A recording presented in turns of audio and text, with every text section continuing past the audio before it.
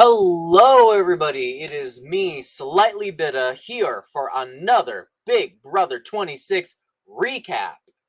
I am here to deliver all the tea, all the shade, and all the pink lemonade on reality TV. Anyways, before I get tonight started, as always, if you love to see my recaps and my take on things, make sure you hit that subscribe button and join the Bitter Brigade. And follow me on all my social medias at Slightly Bitter. I'm literally everywhere you can think of.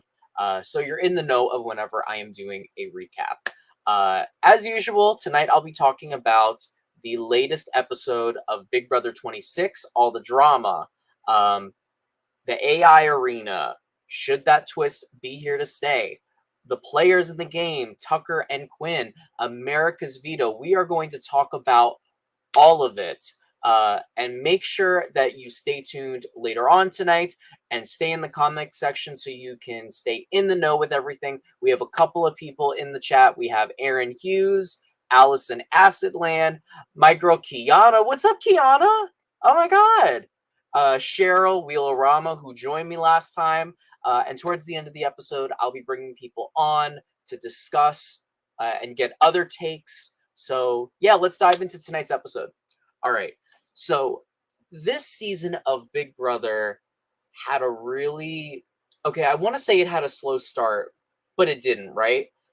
In my head, it had a slow start strategically just because the last couple of weeks have been, all right, Kenny and Lisa on the block. All right, Kenny and Lisa on the block again, but now we're going to throw Angela up. Oh, Lisa's gone. All right, now we're going to put Kenny and Angela back on the block, and now Tucker's been volunteering, so we'll put him on the block. So it's just been the same thing, rinse and repeat, and most people have been able to sit back comfortably and just chill and have a fucking beer and Coke and not really do shit. But at the same time, it has been so messy in that house. I mean, think about it for a second. We started the game off with the oldest person in the game winning the HOH. She then backdoored who could have been the biggest physical threat of everybody. And she didn't just backdoor him. She fucking kicked his ass out the door next week to Sunday and embarrassed him on the way out. Then the second week, you had multiple blowups with that same person and other people that were in the game. And an edible glitter girl goes home, another big competition threat. And now this week, for, I believe Julie said, only the 6th time in Big Brother history, someone who was sitting on the block didn't use the veto on themselves, but rather used it on another person that was on the block. And to top it all off, there were so many fights that happened in that one night, they couldn't even show it in the whole episode. Now, I said this last time. I think that Big Brother desperately needs 90-minute episodes, without a shadow of a doubt. I will say, though, tonight was a better episode than last episode was. I think they did a really good job at showing us pretty much everything that happened. They made everything make sense to the people that weren't, that were just watching the show and not the feeds. Last episode, we had my girl Milichun on here. Check her out on Instagram and YouTube and everywhere. And she doesn't really watch the feed, so she was completely confused. But now watching the episode tonight, I think most of the non-feed watchers will have a little bit more of an understanding. So I know I didn't get my wish of Kenny being in the jury house. I know, but I'll deal with it. All right, so the episode picked right back up from where we were in the post-veto fight. So there was a lot of fights that happened, but probably the fight that got me the most was Cedric and Tucker's confrontation. Now, in the episode, when they showed this fight, they made it seem like it happened much later, but it happened literally, like, I think, like an hour, half hour after that whole veto ceremony happened. So anyway, let's take a look at that fight and that blow up. Let me quickly get that. All right, here we go. We can hash it out right now. Yeah. We can hash it out right now.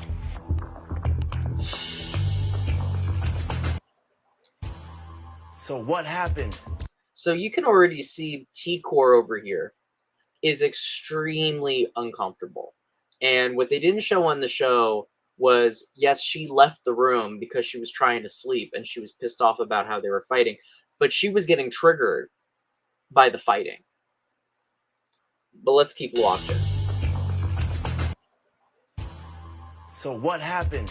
What do you mean what happened? You blindsided me, Bro, is what I mean, bro. I told you in the morning. I told you You exactly. told me in the morning, yo, Tuck, I talked to everyone last night. I don't think we have the numbers. I said, I don't give a... I cut you off and said, I don't give a about the numbers. I said, use the video on yourself. No, Which you is did crazy. not, bro. That is Are such a you crazy serious? I swear when we watch it back, it's exactly what happened. The video, use it on yourself. I talked to a bunch of people last night. We don't have the votes. I don't give a... I'm still doing it. Ooh. So, yes, we did talk about that last episode, that he was in fact warned, use the veto on yourself. However, I still blame Cedric for this whole situation. The reason why I blame Cedric is, yes, you told Tucker to use the veto on himself, but at the same time, you did not warn him that you were not putting Quinn on the block. If I was Tucker and I heard use the veto on yourself, what that gives me is, if you stay on the block, Tucker, you're going to go home. So the plan will only work if you take yourself off and leave Angela up there. And that's probably why Tucker was like, fuck you, we're fine. We got the numbers. Because Tucker at this point was completely confident the entire house was standing behind him. So yes, I do blame Tucker for not using the veto on himself, but I also think that this was a misstep on Cedric's part. Let's continue.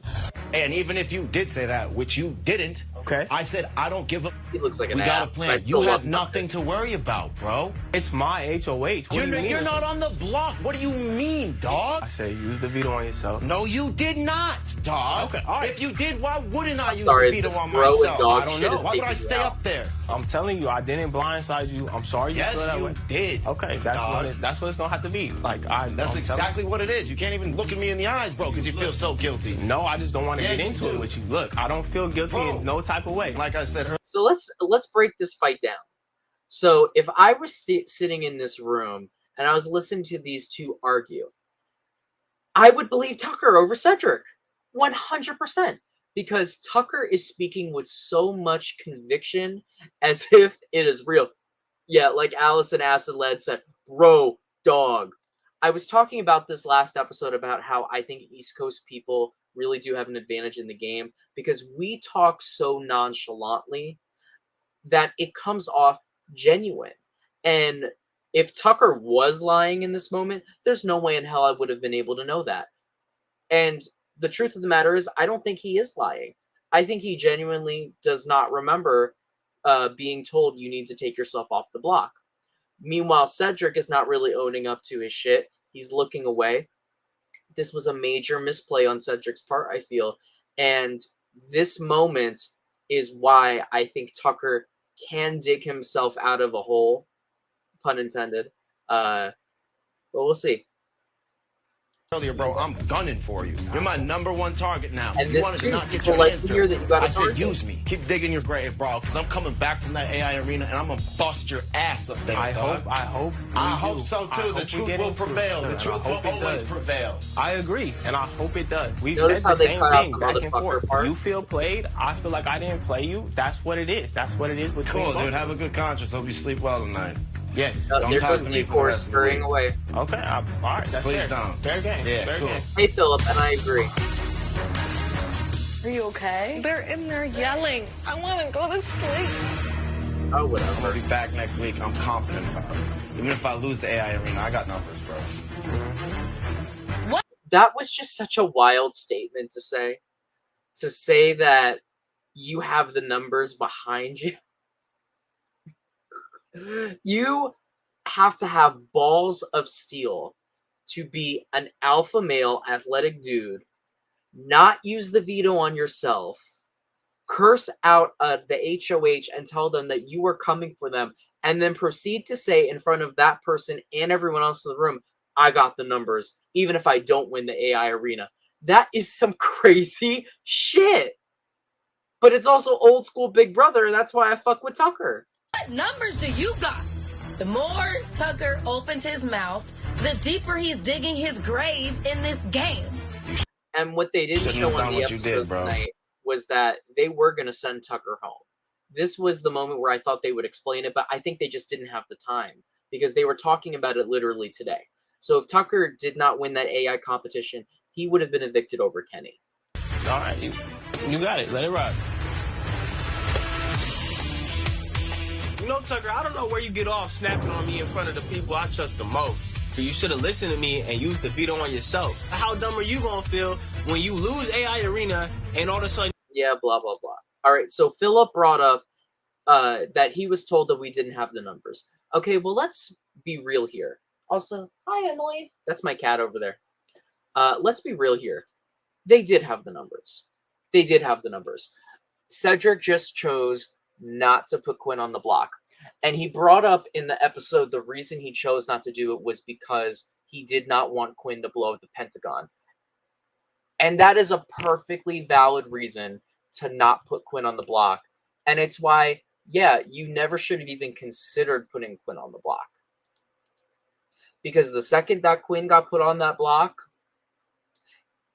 it didn't really matter if you lost his trust. You were about to lose trust from the whole fucking house. Because your entire Pentagon alliance would have been knocked out the fucking octagon. Okay? He would have blown that shit up so fast. I was about to make a joke, but I'm not going to make one. So, to the people that wanted him to put Quinn on the block, yeah, that would have been a dumbass move. However, if they wanted to evict Quinn, they could have done it easily. Cedric could have talked it out with Cam or talked it out with Chelsea. They could have figured it out. That's also why I feel like they wasted a golden opportunity by letting Quinn go on the block and not evict him. But whatever. Anyways, after the before this fight, there was another fight. I'm not going to sit here and play a bunch of clips for you. Go watch the episode. The copyright monsters are already going to be coming after me anyway for playing all these Big Brother clips. But Cedric, in my eyes, redeemed himself just a little bit when he did that house meeting fight. So the pressure was entirely put on him to answer for what was the plan. Well, let's go ask Tucker. And if I was in the game, I would have done the same shit. By having Tucker be the one to vocalize everything, it makes Tucker look like the crazy person. And what I love about Tucker is that, yes, Tucker is a loony, but Tucker sees this. And he pointed out that Angela was right. Angela knew that Quinn had the power, and everyone thought that she was crazy. But in reality, Quinn was just trying to make Angela look crazy. And now, instead of making Angela look crazy, they're gonna try making Tucker look crazy. So one moment that I will show from the post veto blow up is this moment with Angela, because I thought that this shit was iconic. Let's look at this. It's about, dog. You can relax. No, I'm a firm believer using honesty instead of my usual lies and deception. The answer is yes, right? Yeah. Straight up. I have it. Do I have any interest in using it? No. I'm a firm believer that if you went, what's this shut about, the dog? fuck You up. can relax. I just feel like anybody would use it to save their life in this game. Anybody would. I mean, no, you're a fan. You would use it. So I wish that Angela would have been like that the whole season, where she's like, it's kind of just like a mom that kind of scolds you. It's like, oh, come on, you would have used it. Because I think going back to week 1, Angela would have been like, you're a fucking liar. You would have fucking used it. And this was one of the moments where I was like, give me a goddamn break. You would not have used the power because it would have been fair. You would have let yourself sit on the block. Please. If anybody in that house actually believes that shit, you deserve to go home. You deserve to go home. Quinn is a prime example of why, if you ever see a nerd on Big Brother, vote their asses the fuck out first. They need to go, and the alpha guys gotta go. Because they are the ones that will fuck you over 10 times out of 10. I'm just saying. Angela really has started to fix her game, and it just really sucks that it's kind of ironic that Quinn said he can't move forward without Angela being with Angela still in the game, but it's actually Angela that can't move forward without him being in the game. They didn't show this on the show, and I'm really mad that they didn't, because we barely got to see what the fight was even about on the feeds.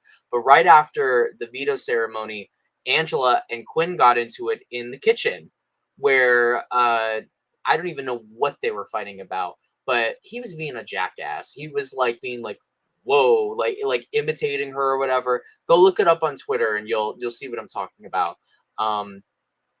But I think that if Angela can just make it through Quinn's bullshit and outlast him, she's going to be here for the long haul. And not only that, I feel like she could maybe recover and find herself in a pretty decent situation. So let's also talk about Mackenzie. I think what's up, Lisa? Welcome back. Don't say that, because then you will be voted off first. I am not, okay, let's be clear. I am not a Big Brother nerd. I am in no capacity one of these nerds. You will never see me going on this show, any reality show, but especially Big Brother and Survivor. You will not hear me talking about my deep dive on Rob Has a Podcast. You will not hear me listing all of the superlatives I know about the show. You will not hear me quoting past house guests unironically. Like, no, I'm not gonna do that shit, okay? And then as far as like the alpha guys, I know how to hide that I have physicality. So no, I'm not gonna be one of the, I might do podcasts. I might be doing one right now, but I'm not a podcast nerd. Anyways, so let's talk a little bit about Mackenzie. Okay? So Mackenzie, I thought it was just obvious that Mackenzie was, going to use the veto on herself. I would have thought there's no way that she would not pull out America's veto. But leading up to the veto ceremony, Mackenzie was being made to feel comfortable that she would be safe if she was on the block because she's against Angela and she was against Kenny. I figured watching the episode that, oh, she didn't buy that shit, because why the fuck would she? Obviously, if you get put on the block and you have a secret power of veto and you don't use it, they're going to vote you off. Who gives a shit about Angela? And who gives a shit about Officer Kenny? So thankfully for her, Tucker made a wild one out of a billion move in the game. And she was so shook up by it, that's why she used the veto on herself. If that's really real and she didn't just say that for the screen, Mackenzie lost all of the respect that I had for her at the end of last episode. How the fuck are you going to tell everyone that you have a power and not use it?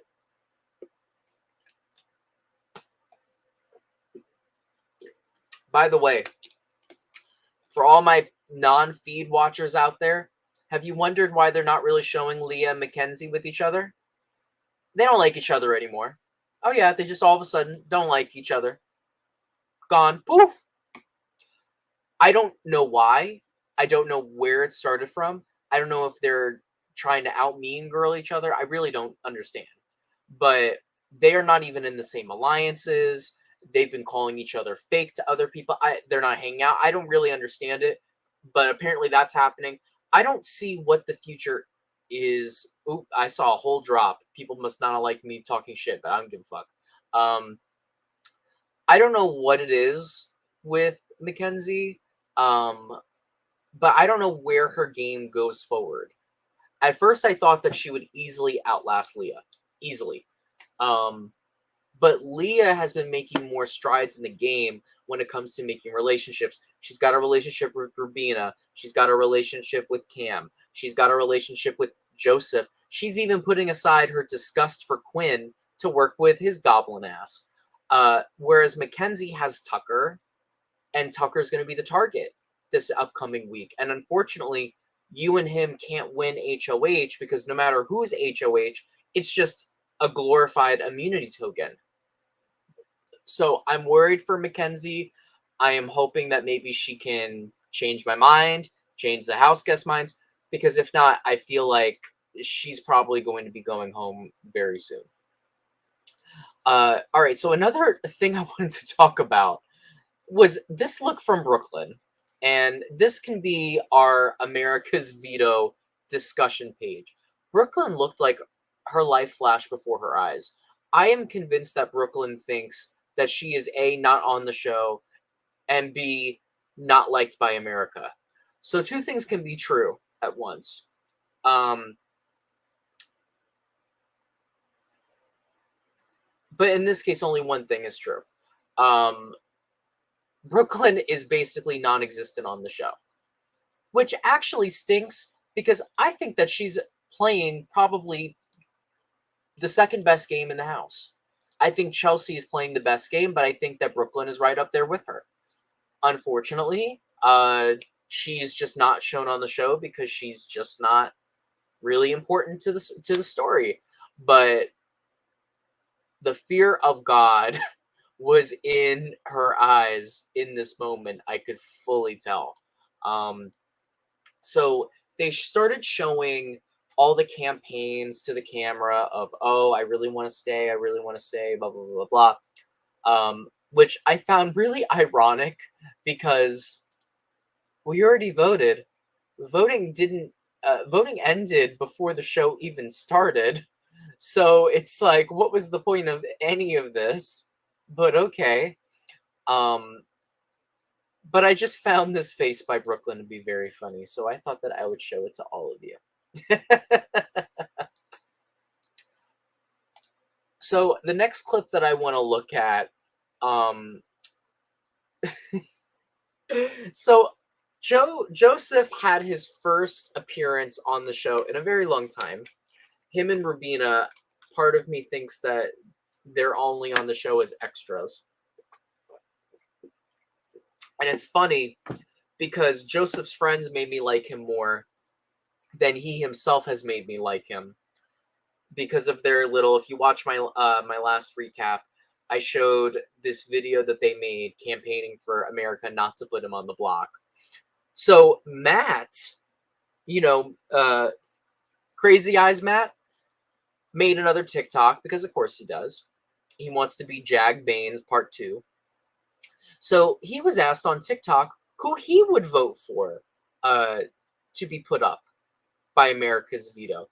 Let's take a listen to his response. Who did I vote for? I voted for Joseph. I don't think he's contributing much to the game. I think he jokes about me being a bad player. I think I don't think his game is anything to model either. Whatever. Is what it is. If we could give an award out to the biggest hater in pre-jury history, I would give it to that motherfucker all day, every day. When they brought up Joseph's goodbye to Matt on the show, it reminded me of the level of pettiness that I foresaw in Joseph, porn stash, if you will, that made me want to like him. And I'm hoping we see more of that so I don't have to refer to him as porn stash. But with Matt, here's my thing, Matt. I get that you're trying to stay relevant by talking about Big Brother. I get that people are only going to really watch you if you talk about Big Brother. However, you have no business talking about anyone's gameplay. You might go down in history, Matt, as one of the worst Big Brother players in history. I have never in my life heard of a person that is eligible for renomination going to the HOH and saying, basically, you wouldn't dare put me on the block because I'm going to put you on the block next week if you do. That is crazy. That is crazier, dare I say, than Tucker not using the veto on himself. So, Crazy Eyes, respectfully, I would sit this one out because Joseph might not be doing shit in the game right now, but he's definitely going to be making jury. Whereas,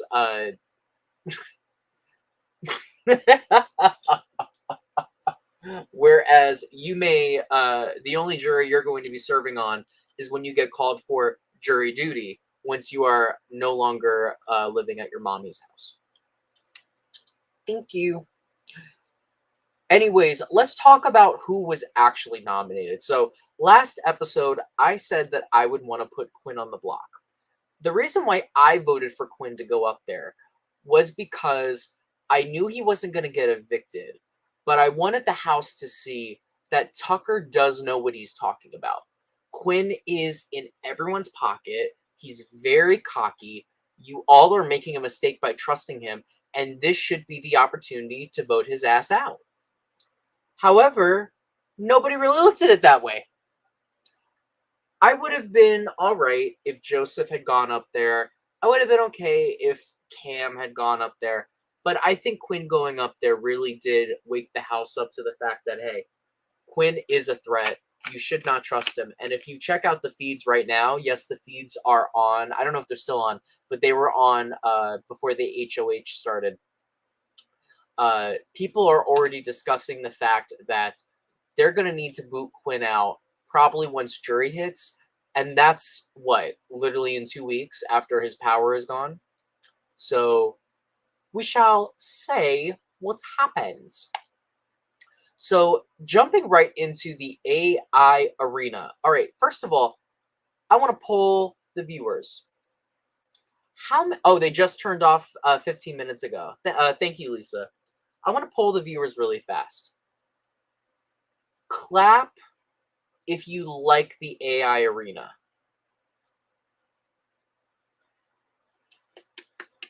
I have to clap. I got to give you guys your 10s. The AI arena might be the best twist that they have introduced to the game since the power of veto. And if you don't know what I'm talking about, yes, the power of veto was a twist, but they ended up keeping it in the series.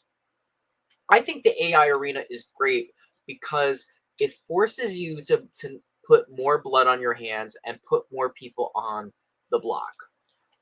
For example, there have been 3 people on the block consistently every single week instead of 2 people on the block. Not only that, but you no longer can backdoor a big player. You can't backdoor anyone anymore because everyone has a shot to save themselves if they're on that block come eviction night. The reason why I actually like that is not because I want physical players to be able to stay, but because I think that Big Brother has gotten a little too stale and a little too easy for people to just say, I'm going to backdoor this person. And you get really lazy backdoors. Like you get like people just doing it kind of for like the hell of it.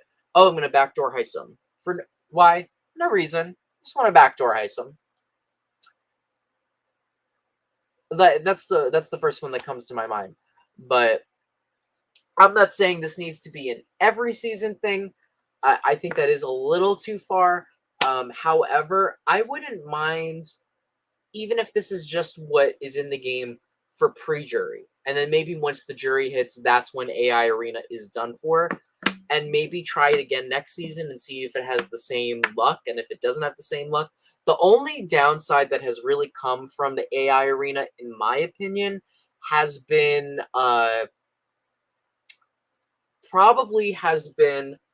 the lack of HOH competitions happening live, but I can live without that. So on paper, I feel like the AI Arena, you would think what it does is it makes every eviction night more scandalous and people will be last minute, discussing. I don't really think that's ever going to come of it. I don't think you're going to see a situation where someone goes on the block or someone wins the AI arena and everyone scrambles to fix the vote. I think people will probably just figure out, all right, let's do this vote, let's do this vote, let's do this vote. Like this week, what they decided literally an hour before the feeds turned off, they were like, if it's Kenny versus Tucker, Tucker goes home. If it's Kenny versus America's nominee, Kenny goes home. If it's Tucker versus America's nominee, Tucker goes home. Like they had that all figured out all day, every day. So I don't think that's where it comes in. I think where it comes in is there's actually a reason to watch eviction nights now. Like for me, I'm most excited for these eviction night episodes because unlike past seasons where I already know who's getting evicted, it's like boring, yawning, sloppy, lazy. If you're a feed watcher, that is. Now it's like, oh shit, is Tucker gonna win the AI competition so Angela stays in the game and Lisa goes home? Is Tucker gonna win it so he can stay in the game? Like, I'm interested to see what's going to happen. So let's talk about this AI arena. Aaron said it's not anything major, but it adds some form of unpredictability. I agree with that. So let's talk about the AI Arena challenge itself. So this challenge was nothing new. If you've watched Big Brother before, or you've been watching it for years, you might recognize this challenge, or at least I recognized it from Big Brother 8. Sorry, I'm going to quickly pull up the challenge. All right, so this was the challenge. I don't remember what they called it. So they had all these balls there, and they had to pick up the red balls and put them in. If you watched season 8 of Big Brother during the double eviction, I guess I am kind of a Big Brother nerd because I knew this fact. But during the double eviction where Eric went home, it was the same exact challenge, but it was with blue balls. I just realized that shit. I like this challenge. The reason why I like it, it's equitable. It has a little bit of physicality, but anyone can do it. If Angela was on the block, maybe Angela could have done it. Do I think she would have won? I don't necessarily know about that. However, Tucker creamed Kenny and Quinn. Like, look at this shit. It was not even close. They were both not even halfway yet. So maybe if Angela was there, maybe this could have been Angela's secret talent. I don't know if they were allowed to do this, but if I was playing this AI competition, the first thing I would have done is I would have taken my shirt off, not because I want people to see my titties, but because you can literally just grab the balls. Once you have your red ball, stick it in your shirt like it's a bag. Boom, boom, boom. That's what Tucker was doing. He wasn't using his shirt, but he was just grabbing all of them and putting them on the ground so that way they wouldn't fly away because they were, floating as well. I don't know if that would have been allowed, but that's what I would have done. And then I would have just been like, boop, boop, boop, boop, boop. So this was a great competition, and Tucker smoked it. This was the moment where I was like, okay, Tucker is in the making of becoming a Big Brother legend. I know there's people that don't like him. Hear me out. Tucker, in 3 weeks of Big Brother, has won 3 challenges, a veto, 2 AI competitions. He has volunteered to go on the block twice. Every single time he's taken himself off. He is one of only 6 players in Big Brother history to not use the veto on themselves and instead use it on another player. And it worked out in his favor in the end. He has gotten into multiple fights. He has been an amazing character. I hate to say it, but Tucker is a Big Brother icon in the making. If this guy makes it even to jury,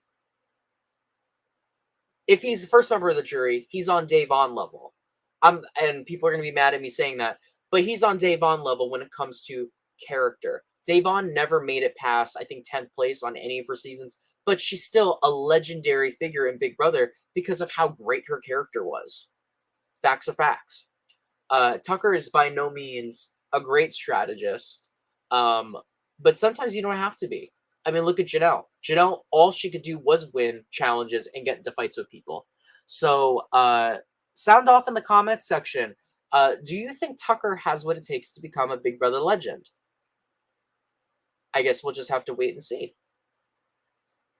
So he wins the AI competition, and his celebrations,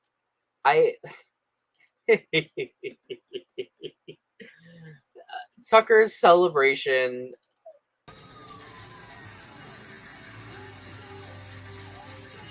First of all, can we talk about this outfit?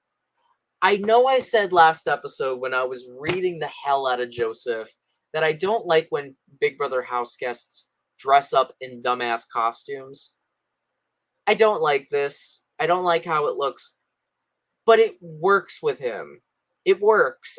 And I'm not simping for Tucker, but this is what I mean, okay?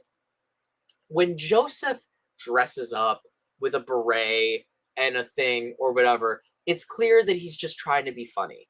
With Tucker, this motherfucker is genuinely crazy. He's got his nails painted. He shaved his fucking beard to look stupid as shit. I don't know what the fuck he did with his hair. I don't know how he made it literally a spike and fawning over. And he's got the eyeshadow.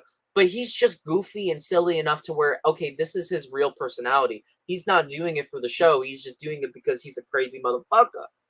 So I rolled my eyes, but I also giggled. I'm not gonna lie. Lisa D, you know what I call it? I call it taco meat. He got a little bit of taco meat on him. So after Tucker wins, and if you're curious what he was saying, they tried to send me home. They can't get me home all day. Actually, they didn't try to send you home. You tried to send yourself home, motherfucker. So he wins, and here's the reactions. Tucker.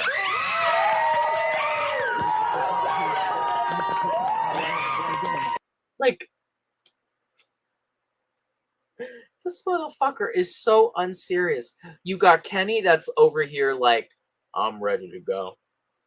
He's ready to clock out, retire from the force, get back home to his family for some mac and cheese craftables and uncrustables. And then you got Quinn over here that's wearing a fucking crop top and pubic hair for hair. And then you just got this guy that always takes his shirt off and is rocking out like he's, what did they call Taylor and Joseph? What were the names of their costumes last year? I don't remember. So ridiculous. What was interesting about this reaction, by the way, is did anyone notice that they zoomed in on Rubina when he first won? They have not talked about yet the actual showmance. Well, I don't call it a showmance. I call it a fuckmance. Those two want to fuck each other raw. If there were no cameras in the Big Brother house, they would have been fucking already. I don't know if y'all have seen the clip, but y'all out there will know what the clip is that I'm talking about. I straight up thought that they were about to rip each other's clothes off and fuck. I'm being dead ass. If you don't know what I'm talking about, look it up on Twitter. It is some crazy shit. But this was the first time they gave any type of reference to Rubina. And it's sad to say that I think Rubina's only shot of actually getting shown by the producers is if she gets in bed with Tucker. Which I hate because it's like, that shouldn't be her path. But it seems that's what it's going to be. So while Tucker is celebrating, Rubina is so pretty.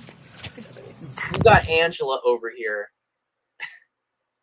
that has to have her moment, y'all. She has to have her moment. Give her the floor. Give her the floor. Let her cook.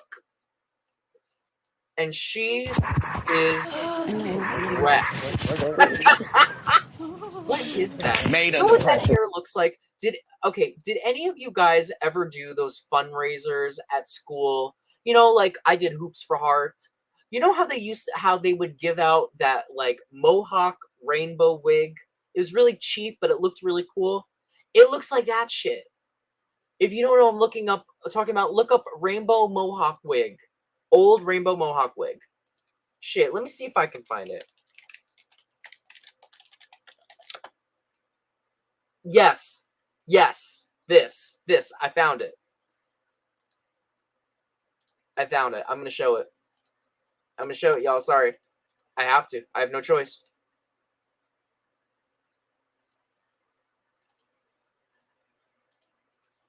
Where the hell is this shit? Open. Open. Open.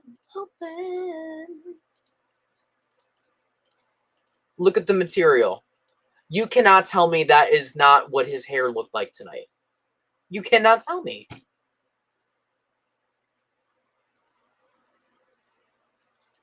So anyways, Angela is having a whole heart attack. You would have thought that she just won Big Brother. I love you. Okay. I'm just like, can we hug her already?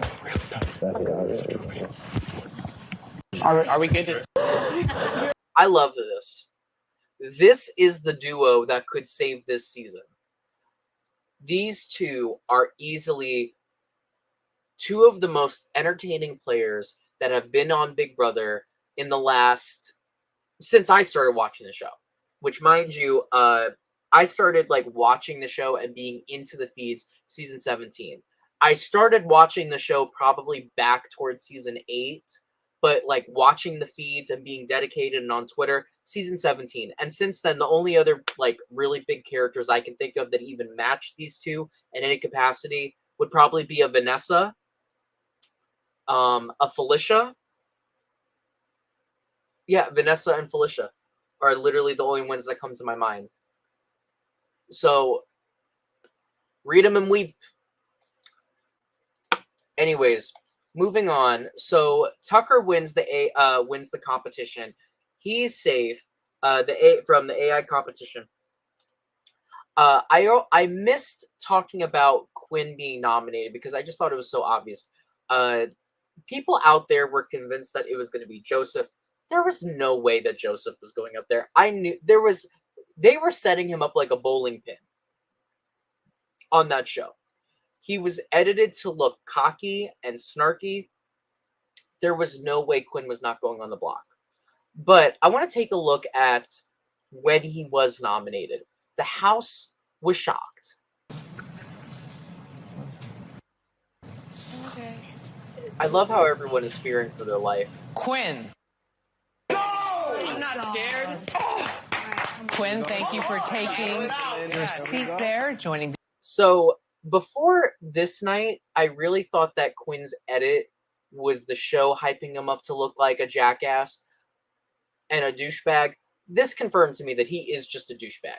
I'm not scared. I'm not scared. Be gone, Goblin. You have no power here. Anyways, he's on the block. I'm partially mad that the house guests don't have time to strategize while the AI competition is going on. I think it would have been really helpful for the house guests and maybe potentially caused a flip if the house guests were able to strategize during this time. People could have gone, because nobody is going to use that minute that they're given to strategize about sending people home. Leanne Otero, what's up? Oh, first time I've seen you. Frankie and Zach, season 16 was the best season ever. Leanne, I'm going to be so honest with you. I respect your opinion. I think Zach's a great character. Frankie's a character. Season 16 is the only season of Big Brother I could not finish. And I could not finish it because I couldn't stand to watch Derek and Cody and Caleb, of all people, steamroll the season the way it did. If Zach would have been able to last longer, it probably would have been more entertaining. I think it's a shame that Zach hasn't been brought back. Tucker is giving me Zach 2.0 vibes. But no, I couldn't stand season 16. Although season 16 had some amazing moments. We'll talk about how this season could be doomed to the same fate that season 16 had. Ooh, like a tribal council? Yes, definitely. And they could have shown us what was happening after the fact. So anyways, Quinn goes on the block. They do virtually no strategizing. The only strategizing I saw was basically Kenny giving everyone the okay to vote him off, which if you didn't see that, go rewatch the episode and listen to the way he's whispering. So I basically knew at this point Kenny was done. There was nothing that was going to happen. The only thing I was waiting on was to see if Tucker would try to rally people to vote Quinn out. I think that was the only way that things may have flipped. But let's take a listen to the reason why I cannot stand Rob Has a Podcast people. House guests, America. How about silence? My time to talk. How about that ride in? Am I right? Any one of you could have been in my position right now, voted by the better half of AmeriCorey, but unfortunately they chose the most handsome and charming person in the house. You do have my word, though, that I will take out that no good, dirty, rotten, pig-stealing, knucklehead McDorkatron called Tucker. He's the LeBron James of these challenges. And if you want someone to take him out, you want to be focused, vote for me to stay, because I'm going to put him on the block next week, guaranteed. Save yourself a week, buy yourself some class, and watch the show. Thank you so much. I love you, Ice Spice. Do you know what my favorite part about his speech was? They didn't show his face for a goddamn moment.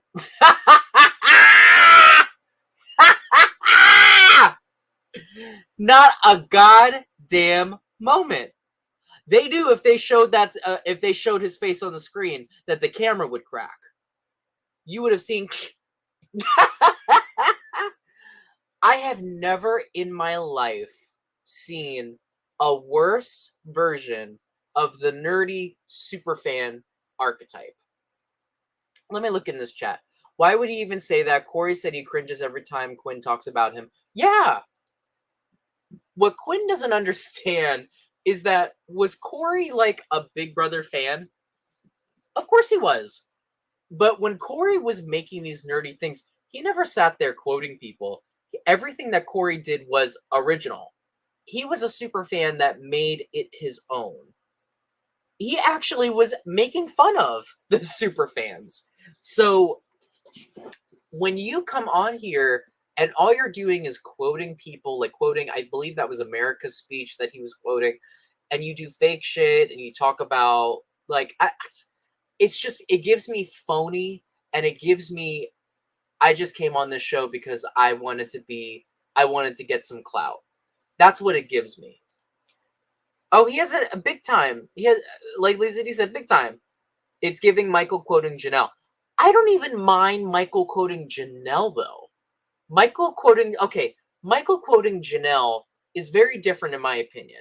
Because when Michael was quoting Janelle, Michael was becoming the new Janelle. He, I believe, now holds the record for most veto wins in history. Janelle is also a legend. Corey is not a legend. Quinn is trying to be Corey. Michael was not trying to be Janelle. Michael was Michael. So it's very different. And this is my thing. Somebody that goes on the feeds, and if you didn't know he said this, he said, basically, oh, he's going to be pissed if America does not follow him back after he made that speech.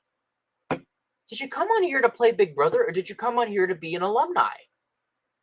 I said this last episode that there was somebody that got on a show that I could have gone on, and I had to watch their interviews, which, mind you, this bitch got out second and flopped on the show super hard.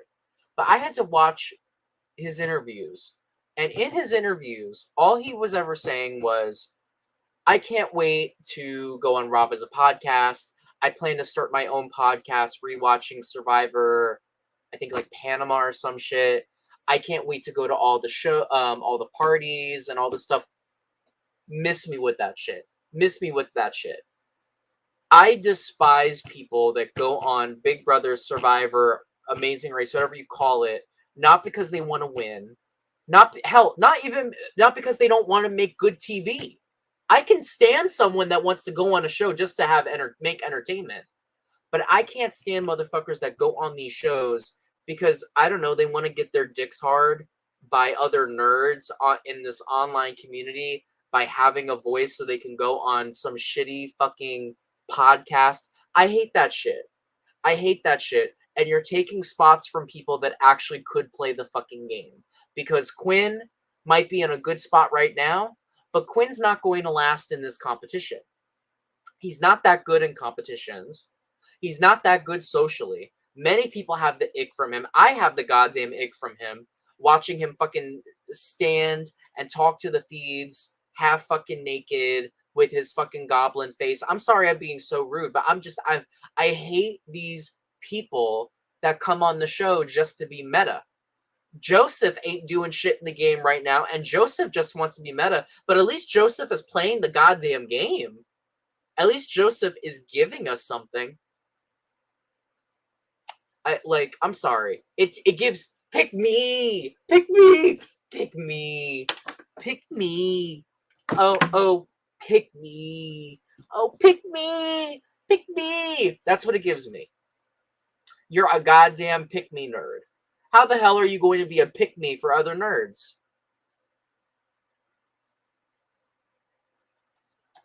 Be gone, goblin. You have no power here. No, I'm not talking about I'm not talking about him. However, he would fall into that boat as well. I liked Quinn for a couple of minutes as well in the very beginning. I liked him until he got very cocky. And it's not, I don't dislike cocky players, if you can back it up. Like Tucker, I don't dislike Tucker. Tucker is funny. He's bringing entertainment. He's doing crazy shit. But guess what? He's still in the goddamn game. He's also not doing it just because he's trying to impress a bunch of nerds on Reddit and Twitter. With Quinn, I have slowly started to see him develop into someone that's not playing the game for the game, but instead playing the game to get fucking notoriety in the community. It's embarrassing. It's embarrassing to fucking watch. And if you ever watch this, because I know that you watch all the damn podcasts, then yes, I said it.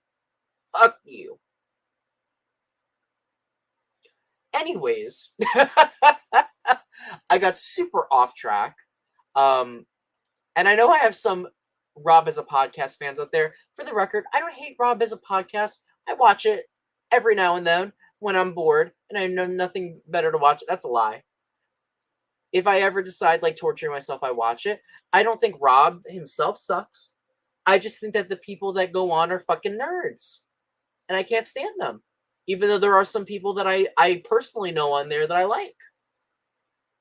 But the whole community around it, like the people that know the second person evicted off top of their head and they do all these challenges and they talk about it and they go on the show and they make these dumbass jokes and then they go on the show just for the sake, like, are you applying to the show to be a contestant or to be an alumni? That's the question. Okay, I will end it there. I don't want to make this an all hate thing. Okay. But that speech, to me, was just the epitome of all the things I don't like in a Big Brother player. I don't like facetious Big Brother players. I don't like childish Big Brother players. I don't like arrogant Big Brother players. I don't like nerd fucking Big Brother players. I just don't like him. I don't like him.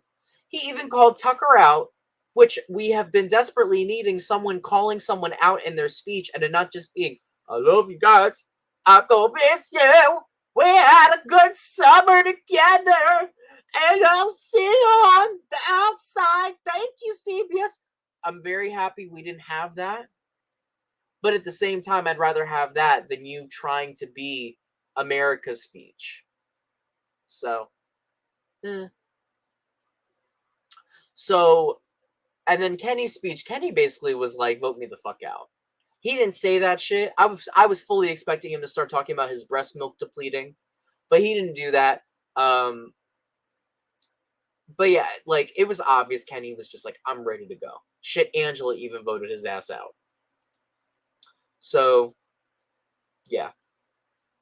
Caroline said, tell us how you really feel.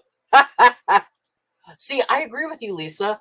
I like Rob, but I don't like the fans. I don't like the fans. I think he just got way too good, close for comfort. I think he got way too confident after he got in his fight with Angela and he made her ass look crazy. Angela's not crazy. Angela knows what the fuck she's talking about. Anyways, let's get into these eviction votes. So, slowly but surely, one of my favorite things about Big Brother has been the voting. So, Angela has been dying to finally vote. She went from HOH to the block to saved with the veto. And now she gets to cast her first vote of the season. And what does she do? Votes out an ally and then scolds her husband. Look, I love and miss you every single day. Did you hang that pendant in the light? Grandbaby Santa loves you so much and I'm still here. Y'all will never make me hate her. You will never make me hate her.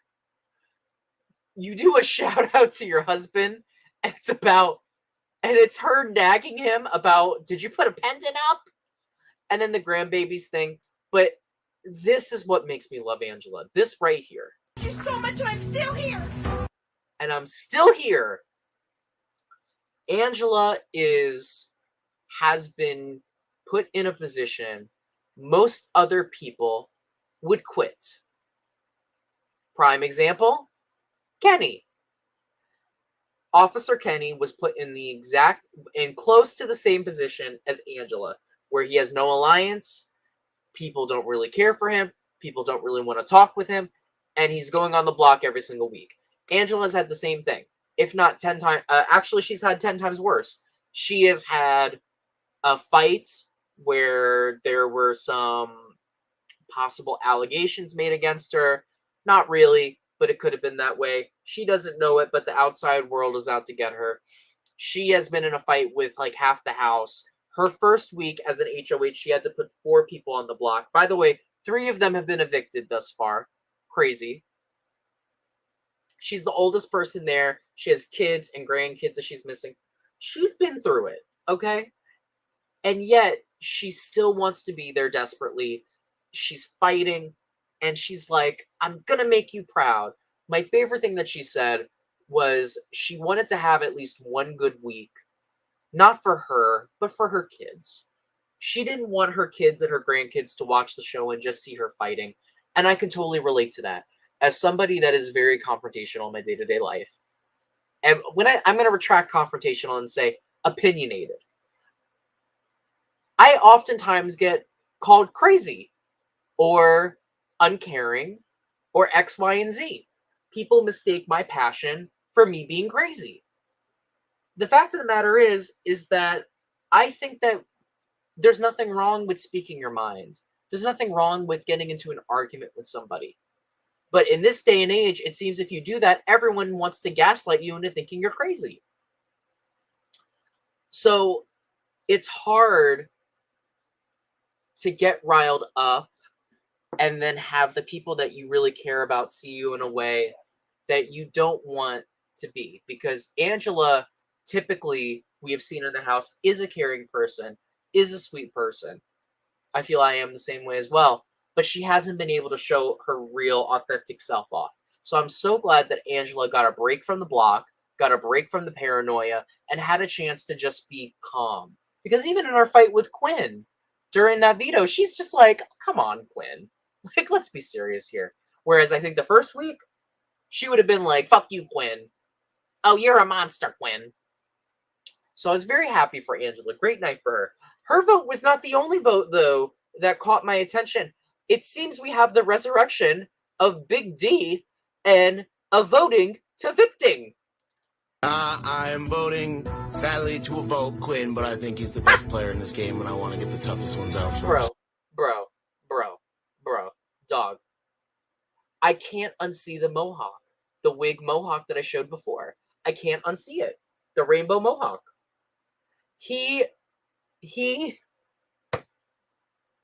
I sadly to a vote.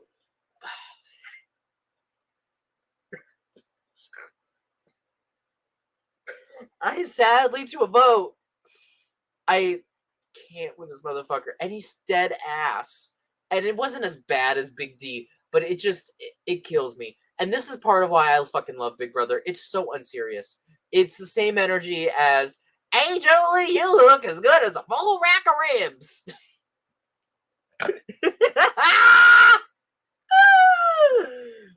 It's just another reason why I love Tucker. And as she would say, God bless Julie Chen Moonves for being able to talk to these crazy people with a straight face.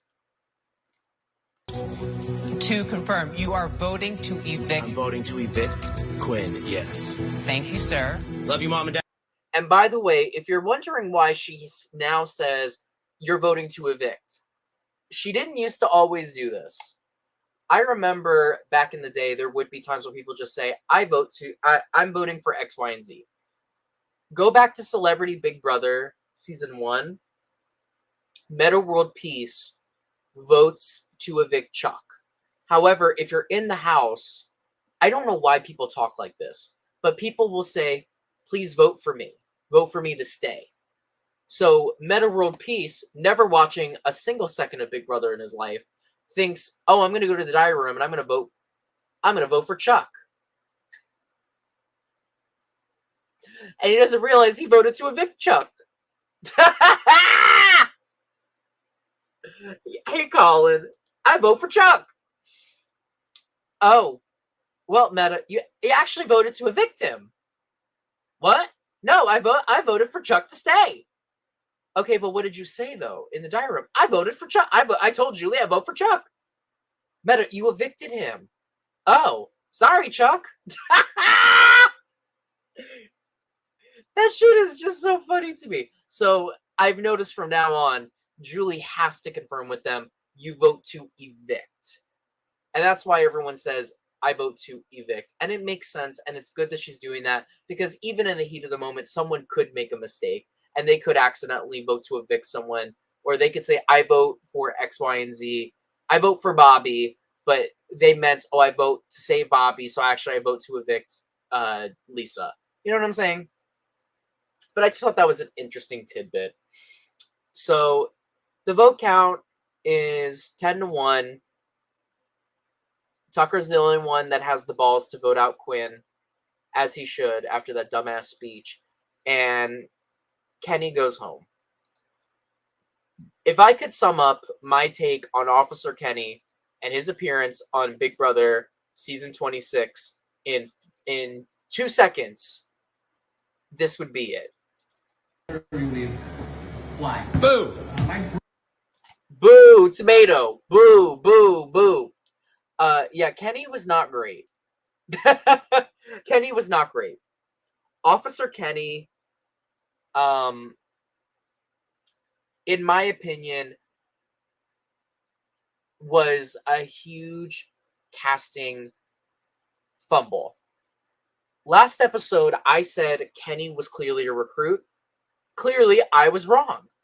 And this was where people don't like Julie Chen. They're saying Julie Chen should step down because of her husband. I totally disagree. I think Julie Chen is an amazing host. And this is one of those moments where Julie did a gotcha that shocked me. I'm going to pull up a better clip just so there's not a weird background. And this leads into the next thing I have to say anyway. Be honest. So with Kenny evicted, she says to Kenny, Kenny, you were applying to be on this show for years. Why did you quit? What? You're telling me Officer quits a lot, applied to be on Big Brother for 5+ years?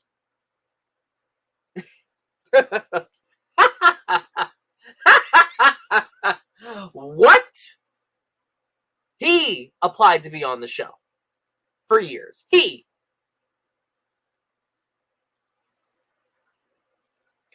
I don't understand. Okay. Without spilling any of my tea, I cannot fathom applying to be on a show for years, desperate to get on the show. To get on the show, oh, I miss my kids, I want to go home. You didn't miss your kids. Save it. You didn't like that the game was not going your way. If your all gaming boy alliance would have stuck through, and Quinn would have gone on the block how he was supposed to go on the block, you would have been singing a different tune. You would have said, I'm ready to play the game. I can't stand players like Kenny, because Kenny's the type of player that the second that he's losing, he wants to go the fuck home. He thought he was going to play a completely different way. Oh, I miss my kids. Cop out. You lost your boy, Matt. You said it yourself. So you wanted to go home. Let me just quickly break it down to you guys. It is how hard it is to get on a show. This is the process of actually getting on a reality show. Okay? You send an audition tape. You can send an audition tape for years, and you'll never even get an email about, we're interested to see you on the show. Let's say one day you finally do get an email of that you're interested. You have to go through tons of shit to even get an interview. Oh, you finally got an interview? Amazing. So now we're going to interview you. You have a bunch of interviews. At any point you can be cut and you have no idea. Then you have to go take medical. You have to get scanned by everything, your social media, your whole life. All of your business is put on a piece of paper for strangers to observe. Then more interviews. Then more of your life. Then you have to make life arrangements. And this shit goes on for months. When I say months, I mean damn near a whole year. And this is when you finally are actually going on the show. This doesn't take into account the years of rejection that allegedly Kenny had. Then if you actually get on the show, I've never experienced this, but I know it from the other people I'm friends with that have gone on the shows. You have your phone taken away. You are sequestered for days, sometimes weeks. You have to fly to different locations. Like Big Brother, I'm assuming they fly to LA for a while. I know with Survivor, you fly to LA, then you fly to Fiji. Like, there's just so many hoops that you have to go over, so many boundaries that you have to cross to even get a spot on the show. I have always considered the audition process the first tribal council or the first eviction. And most people don't survive it. So just getting on the show is a victory. So now to hear that this motherfucker applied to be on the show for years, had a casting person stick their neck out for him, put him on the show over potentially another older guy or shit, another guy that could have been on the show. It's sickening. And it's a waste of time. And I bet you my bottom dollar that his casting person is kicking themselves in the foot. So my message to anybody that is applying to be on a reality show of any kind, a competition show, if there is even a shadow of a doubt in your mind that you could make it through the entire process without quitting or wanting to quit, bitch, don't apply. Don't fucking apply. If the only reason you want to go on the show is because you want to do a podcast, don't apply. If you just want to go on for TV time, don't apply. If your reason for going on the show is anything but I want to win, don't apply. Granted, there's things that come afterwards that, yes, you should be excited about. Be excited about maybe going on another show. Be excited about people knowing who you are. Be excited about all these other opportunities that come with it, of course. But your main goal should be getting on the fucking show. Oh, look, we got a fan out there who got deep in the process of Rebecan 9. It's hard. It's extremely hard. There's people that go all the way through the process of the show and then don't even get picked. There's people that do all the same shit that Kenny did that don't get picked. So, bottom line is, also, hey, Chantel. Bottom line is, before I continue the night, stop casting Kennys. And if you are a Kenny, sit your ass on the fucking couch. Don't get up off it. You're not Suri. So, anyways, let's talk about my favorite question of the night. Are you relieved you got evicted tonight? I am very relieved. You could tell he had no idea that question was coming. He's shocked. He's like, damn it. They showed me wanting to quit. I'm so glad they showed that this bitch wanted to quit, because the first couple episodes they were trying to save him. They were trying to make him America's favorite player. So I was so glad when they did the segment with him. And I'm glad that Julie called his ass out on it, because that is ridiculous. Your answer should not be yes in any form or fashion. You just lost $750,000. To say that my life is fine without $750,000, bitch, you shouldn't have applied to be on the show. Why? I grossly underestimated the emotions of the game and the ages that my kids are at right now. You could tell Julie's like, what the fuck are you talking about? What are you talking about? There's 26 seasons of this shit. You underestimated how hard it would be? I love to be involved in every aspect. Miss me with that. I'm not a father. I don't plan on being a father for a long time. But he doesn't have babies at home. He, what, 5 and 8? Okay, you've got one going into kindergarten. Or going into first grade. And then you got another going into, what, third grade? They're probably about to start school in, what, like a month? They're fine. Mom's at home. What are you missing? The summer's already almost over. What the fuck is going on at 5 and 8? Seriously, what is going on at that time frame? Now, if he had said 3, 2, or 1, any of those time frames, I could kind of see it. Which, oddly enough, he said when they were around that age, he wouldn't give a fuck. 5 years ago, which would have been when the first one was when the younger one was born, and the 8-year-old was 3. Their growth, Chantel, they're not going to grow that much in 3 months. In 3 months, no. When the memories, okay, how about the memories that you'll make with $750,000? How about the memories of getting to watch your dad on TV? They got the live feeds. I know kids. Listen. You are trolling me. Do you know their feet get so big, girl? I work with kids. I work with their age bracket. I work with 5 through 12. And Chantelli, I weak at you. 5 minutes. Get out of here. But if he had a newborn at home, or he had like a toddler, that's different. Because newborns, they do need their mother and father, or whatever parental figure is there. It's important for their development. Even 3 months can really impact a newborn. So that's different. But school age, Kenny, you're a douchebag. You were mad that you were losing the game and that you sucked at it.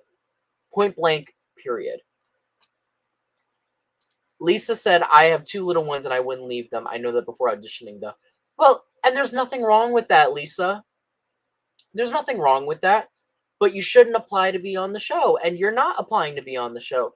And you said not right now. So when they're a little older, which, Kenny, your kids are a little older now. Yeah, they may not be teenagers, but they're walking, they're talking, they're not shitting in a diaper, I would assume. So what's the problem? So with Officer Kenny dispatched out of the fucking house, we are now down to, what? 12? No. 13. Unlucky 13. Woo! And the last thing I will say about Julie Chen Moonves, I like Julie Chen Moonves. I don't think Julie Chen Moonves should leave. I think her whole, I'm Jewish, and I think her whole Christian shtick at this point has stuck. And I like that she's actually interested in the game. They should have cast his wife instead. I agree with you. I fully agree with you. They've talked, from the sounds of it, the wife has been more invested in the game this season than Kenny has been. However, I still stand 10 toes down, firm, that I wish that Kenny would have been the first member of the jury. I wish that his ass would have been stuck in the game for another week. So, and I don't know if they're doing jury 11 this time, or if they're doing jury of 9, like they did last season. What's up, BB Bean? I don't know if they're doing that. However, I want his ass to be the first member of the jury, and the reason why is I think that his ass deserves to get the Cody Nixon treatment of you're stuck in the house now to do nothing for the rest of the summer, and you can't leave without your stipend. And you can't leave without your stipend. He's irrelevant. He could have been an evictee during one of the double evictions, and he could have been a burner vote. Oh, trust me, I know BB Bean that he took someone else's spot. I just did a whole rant about that shit. If you rewind after the stream is over, you'll see. Waste of goddamn space, Officer Kenny. So, with that, we now are down to 13 faithful contestants. So let's take a look at our faithful 13. A baker's dozen. All right. So all of Angela's initial nominee, or not initial nominee, all of Angela's nominees have been evicted except for Chemo. So the one that won the AI competition. So now this is where we're at. So we've got the Pentagon Alliance that is still standing firm with Brooklyn, Chelsea, Cedric, Cam, and Quinn. And then they've got their +3 with Chemo, Joseph, and T-Core. However, that alliance is probably not going to stick because right now, Chelsea and Brooklyn are discussing that Quinn is a threat and that they need to take Quinn out in 2 weeks around the time jury starts. Also, Chemo and T-Core are talking about the exact same thing, that Quinn has to go. And so is Porn Stash. So far, pretty much all of Quinn's allies have agreed that the second that his power is up, his bitch ass is going to go home. So Quinn might have the power right now, but he's not going to last in this game very long. On top of that, there are currently some other alliances forming. Chantel just brought it up. Perfect timing. Brooklyn has a new alliance with Chemo, T-Core, MJ, Leah, and Tucker. That is real. So what has now happened is T-Core and Chemo had a little bit of a falling out, but they are back together, and they have now linked up with Leah and Mackenzie and Tucker, and now they've got an alliance with Brooklyn. I'm curious if Rubina is also involved in that because I remember hearing something about Rubina being involved in it. Why didn't they evict him today, Quinn? We will talk about that. So Brooklyn is finding herself in all these alliances for no reason, just out of nowhere. Oh, let's throw Brooklyn in there.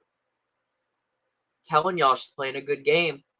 However, I don't know if this alliance of T-Core, Chemo, Leah, Mackenzie, all of them, I don't know how much that will last because Tucker is rubbing people the wrong way and people aren't necessarily trusting him. People don't really trust Mackenzie. There's a little bit of jealousy towards Leah. So I don't really know if it's going to last, but we'll see. The first showmance of the season, the real one, of Rubina and Tucker has officially formed. However, I don't know how long it will last because there's a very good chance that one of those two are going to be evicted this week under Quinn's deep fake HOH. Other than that, it's very up in the air what alliances are going to form. The only thing that is locked in right now that we know for sure is real is the Pentagon and the Collective. However, that's looking to crack any minute now. So going into this week, Quinn survived eviction because Kenny is a waste of space. Everyone was ready to be done with him. And there was a house agreement that whoever went on the block by America would not go home. I also just think it was the Pentagon didn't want to blow up their spot. Realistically, I think the Pentagon could have just taken this opportunity to get rid of Quinn without him exposing anything. But I do understand that Quinn is basically a free pass. So this is what's happening this week. Tucker is trying to win the HOH. He seems to be the only person that is dead set on winning HOH besides maybe Angela. There is a scenario where Tucker could be the HOH. Now, they showed us in the episode that Quinn said he does not want to play his power because he thinks it's unfair. So, let's say that Leah wins the HOH. Will he steal Leah's HOH? Let's say that one of the Pentagon wins HOH. Is he going to steal their HOH? Is he going to steal Chemo's HOH? That is the question. Now everyone knows. So basically, it's just you're stealing an HOH from someone. I think the only way that Quinn can get no blood on his hands with stealing HOHs is if Tucker wins it. Because then he has every reason to steal his, or Angela's, steal one of their HOHs. But at the same time, he only has 3 options to nominate this week. He has a deal with every person in the game right now. He's got the Pentagon. He's got the Collective. So that leaves him with Leah, Mackenzie, Tucker, Angela, Rubina. He has a final 2 with Rubina. Can't put her up. He has a final 2/flirtmance with Leah. Can't put her up. That leaves his only options to nominate Tucker, Mackenzie, and Angela. There's a very good chance Tucker wins the veto. Can't put Tucker up. Now you got Mackenzie and Angela. That's one person you got to piss off and break your word. There's also a chance that Tucker could win HOH and pull Angela off the block or pull Mackenzie off the block. So that would mean 2 people you got to upset. So there is a possibility that Quinn may not even steal the HOH. Tucker is saying that if he wins, he's going to try leveraging with Quinn to get him, or bargaining with Quinn to not steal his HOH. Very likely Quinn will still steal it. But I am curious if there is a scenario where Quinn does not steal an HOH. And if he doesn't steal it, will the HOH go back on their word and nominate him, or better yet, backdoor him? I don't know. I think that this week has the potential to be very boring or very interesting. The people I'm nervous for Tucker, and I am nervous for Angela, and I am nervous for Rubina, and I'm nervous for Mackenzie. More than likely, I think one of those 4 will be going on the block. Will be going home. I think Tucker puts up Cedric, Quinn, and Chelsea. Yes, I think so too. He said he doesn't trust Chelsea anymore. But that's part of it too. If he doesn't use it, his alliance is going to think he's a douchebag. Exactly, BB Bean, and they are stupid. Oh, well, I don't like those people. Just because I'm saying that I'm nervous for them doesn't mean that I'm rooting for them. Sorry, but Rubina is boring and she's not playing the game. So I'm not, if she goes home, it is what it is. I don't really care for the mean girls. In fact, a bunch of people left when I said that I don't really care for them. I don't hate Leah and Mackenzie. It's just they're not giving me anything right now. The only one that I want to stay is Tucker. Because Tucker's bringing the entertainment. I want him and I want Angela. But I don't see anybody evicting Angela. People have said that they feel more comfortable with her being in the game. No one's going to waste a week on Angela, even if Quinn wants that to be. Who was your winner pick preseason and has it changed?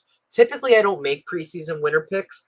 So far, I will say I have been pretty consistent on who I thought was going to win the game. For example, starting with season 23, I called Xavier winning the game. Season 24, I picked Taylor and she won. Season 25, I picked Felicia and then I picked Suri. They could have won. No one would have expected Jag, of all people, to come back and win. So that I was wrong on that part. But even with Survivor, I got Erica right. I got Marianne right. I got Gabler wrong. But then I got Jam Jam right. I got Dee right. And I got Kenzie right. So preseason, I thought most likely to win. On paper, I was saying Tucker. Just because Tucker is the archetype that won. But from moment 1, I was Team Angela before the game even started. If I had to pick right now who I think has the best shot of winning, it would be Brooklyn. Just because Brooklyn showed in her fight with Kenny that she can defend herself. People do want to trust her. And I think she is capable in these challenges. The only problem is that if someone can beast out a competition, there's nothing really the girls can do, and often the girls get fucked over in the end. But I don't know. We'll have to see. I like T-Core. I like T-Core as well. I think T-Core has a shot. I think that everyone in the game has a shot at winning. Y'all might say that I'm crazy for saying that, but I really do. There's people that are more likely to win. I think the least likely person to win is Cam. I don't think anyone will give him the win. People think he sucks at the game. But after Josh Martinez won Big Brother 19, and he played the way he did and acted like an ass the way he did, I will never again say that no one can win the game. Taylor had the hardest road, but everyone knew if Taylor got to the end, she was going to win. Who would you call floaters at this point? Where do I start? Angela's a floater, but not by choice. She's a floater because no one wants to work with her. And let me be clear. When I say floater is somebody that does not have a solid alliance. That's what I mean by floater. So we got Angela. She's a floater. I would say that Leah's a floater. Mackenzie's a floater. Rubina's a floater. And Tucker is officially a floater. I would even say that T-Core is a floater. The only people in the house right now that are not floaters is the Pentagon, and by proxy, the people in the collective, because they're in an alliance. Now, if you want to talk about a coaster is different. When people say floater, they think the definition of a coaster. I would say T-Core is a floater. The reason why I would say T-Core is a floater is because T-Core has multiple alliances. I would even say that Quinn could possibly be in there. Yes, T-Core is locked in with Quinn and Chemo, but she's not locked in with the Pentagon. She's not locked in with the collective because she has relationships with Tucker, with Rubina, with Leah, with Mackenzie. She has relationships all around. See, but y'all are saying floater means that they don't know what they're doing. That's not what a floater is. Let's be clear here. A floater is somebody that floats between different alliances. A coaster is someone that is not doing shit in the game. Let me see if I can find this graphic.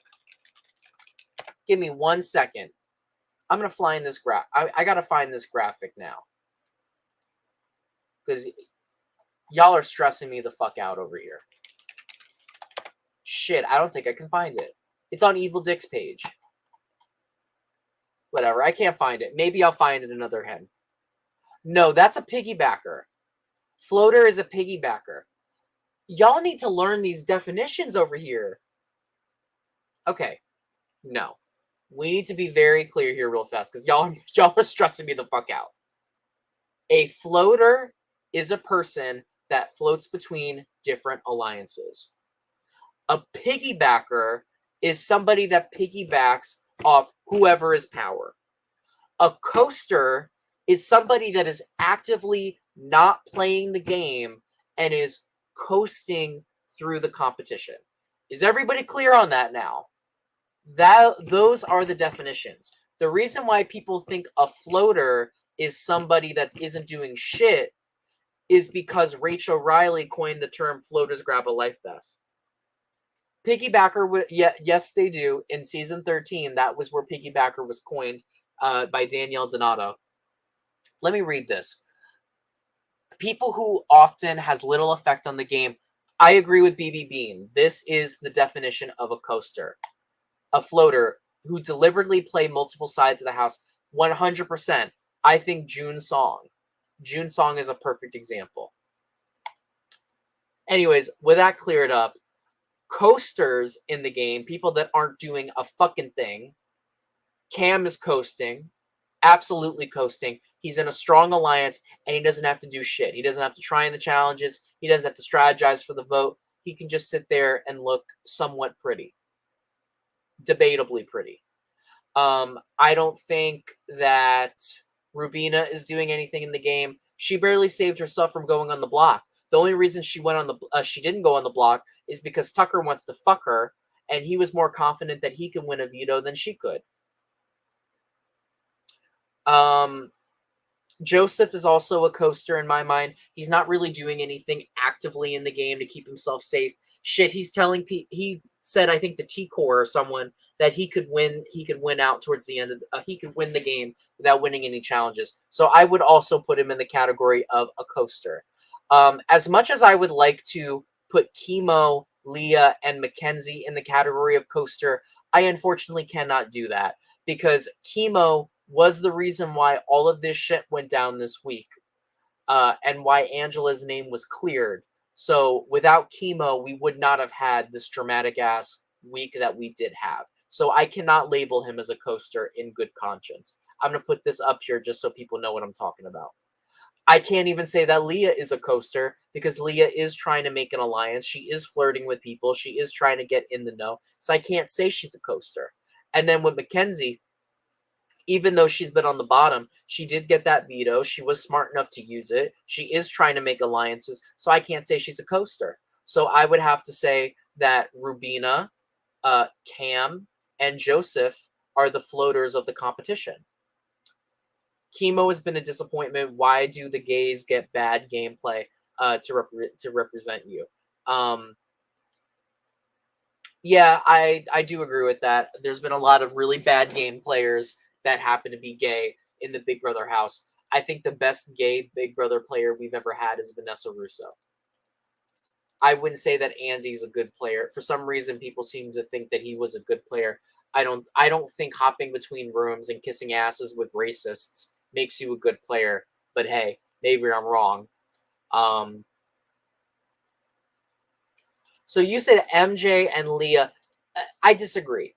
So I don't particularly care for these two as players, but Leah does have an alliance with Cam. Leah does have people actively trying to protect her in the game, probably because of her looks, but she is smart enough to not let people know that she doesn't fuck with them. Like, she doesn't fuck with Cam. I mean, with Quinn.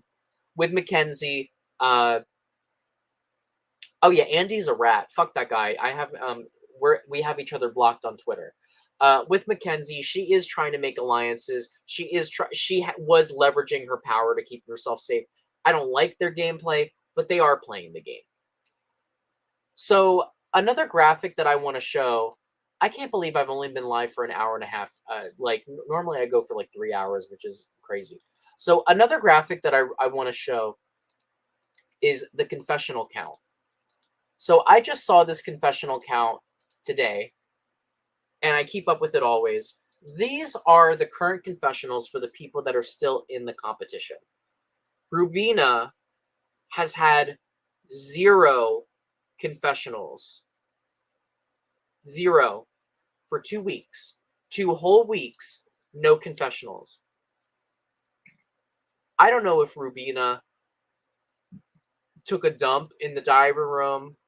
I don't know if she farted in an elevator with an executive, but they do not like Rubina.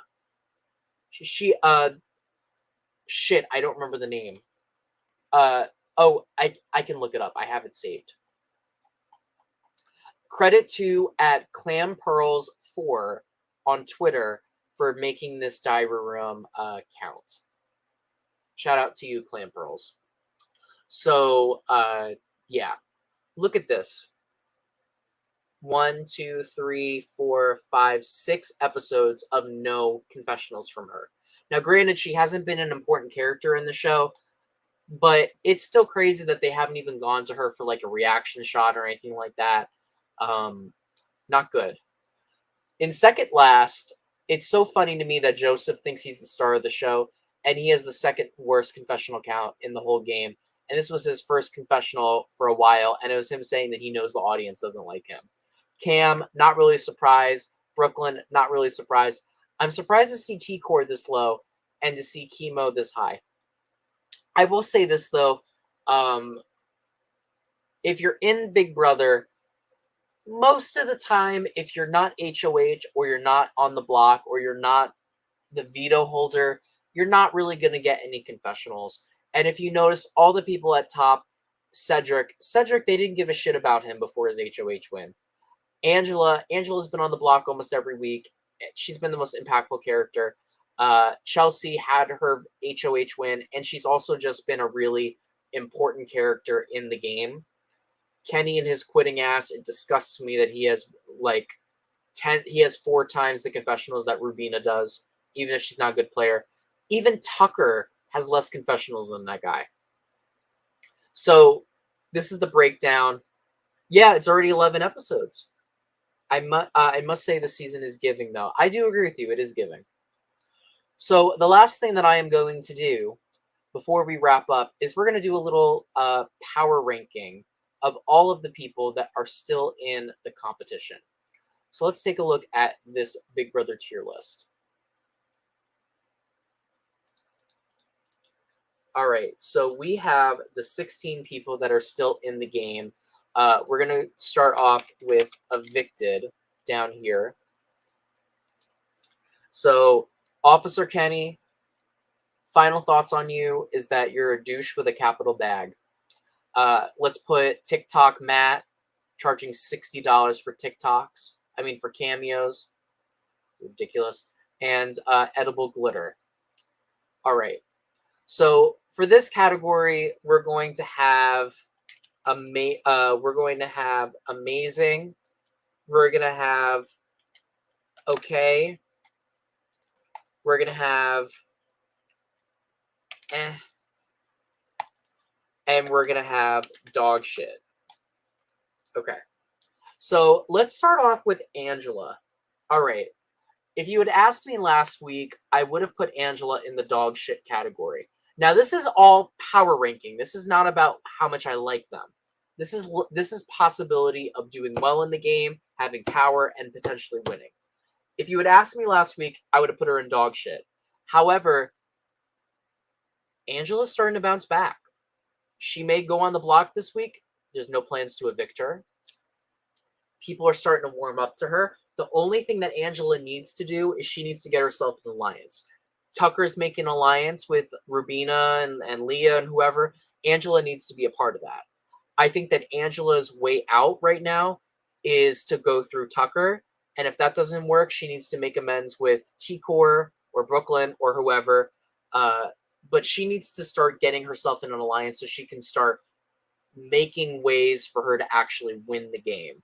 But I think as long as she can make it through Quinn's Reign of Terror, I think she should be fine. So I'm going to put her in the category because she's not in okay. She's not in amazing.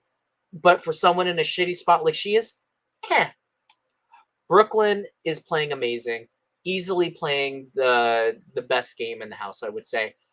It's really contention with Chelsea. But honestly, I think I would put her above Chelsea because right now Brooklyn has no eyes on her. Nobody wants Brooklyn to go home. Oh, thank you, BB Bean. BB Bean said, I am unfiltered. I'm extremely unfiltered. Well, Philip, I'm not going to put her in amazing because this has nothing to do with who I like.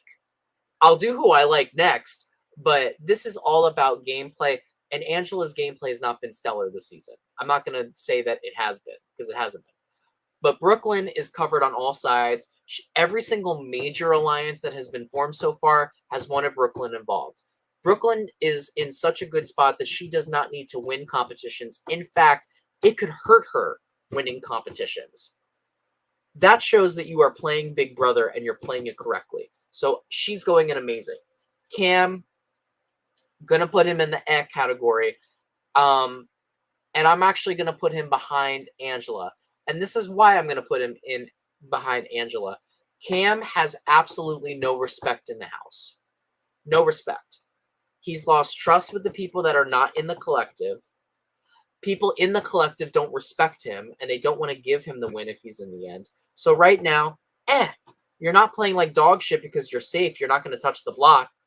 But no one's thinking of you. I couldn't tell you 2 things about this guy. I know nothing about him. And in the game,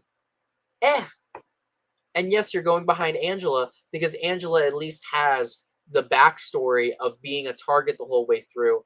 And there are people that actively do not want to evict her.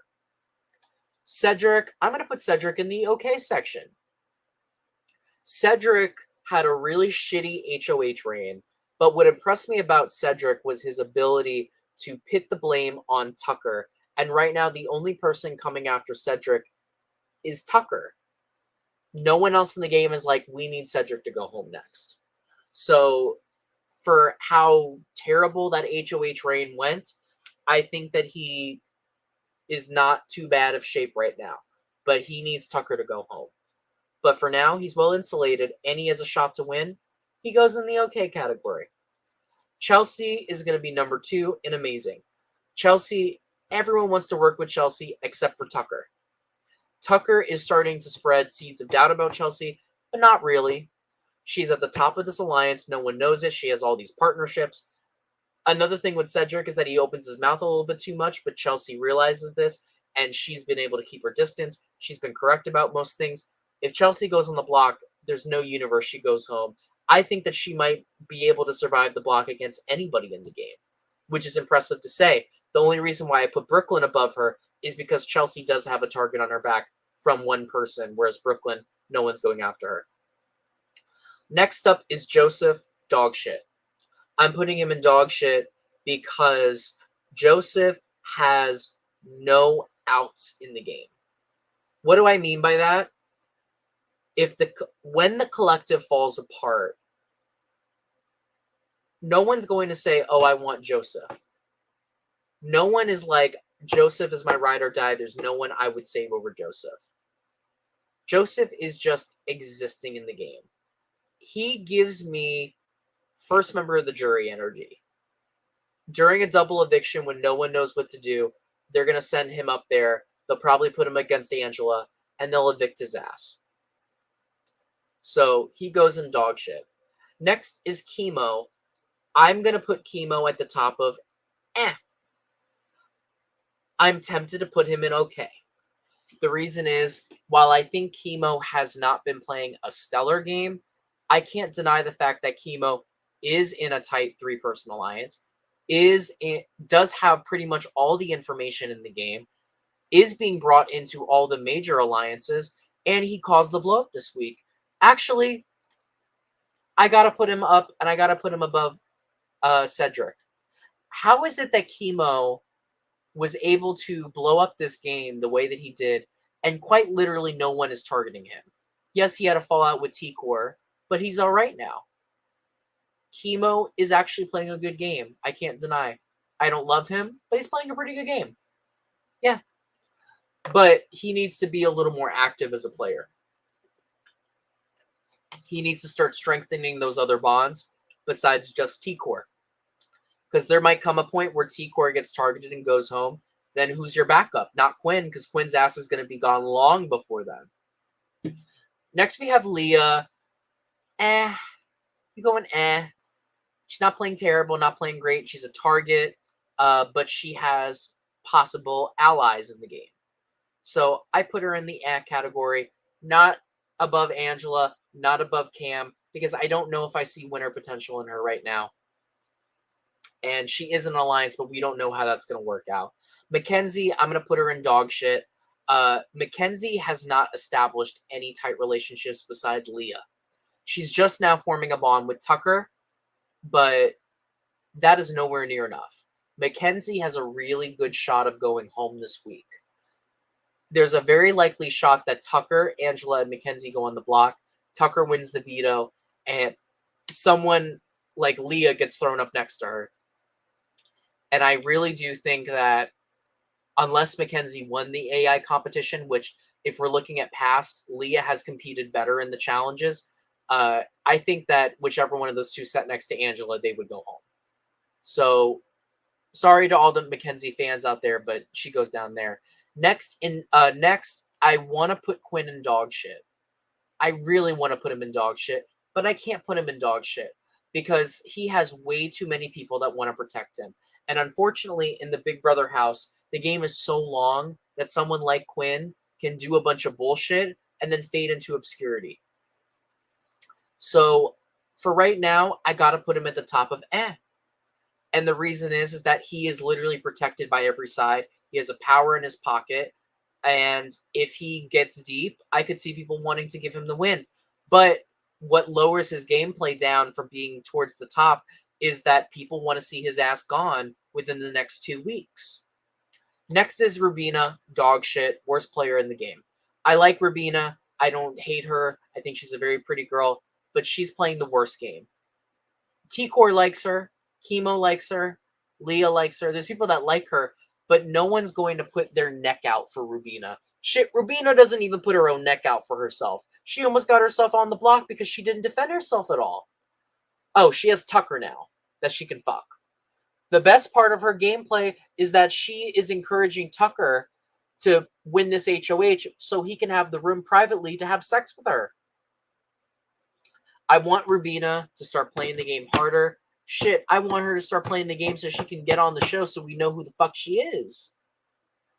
Quite literally, she is wearing rose-tinted glasses on the show.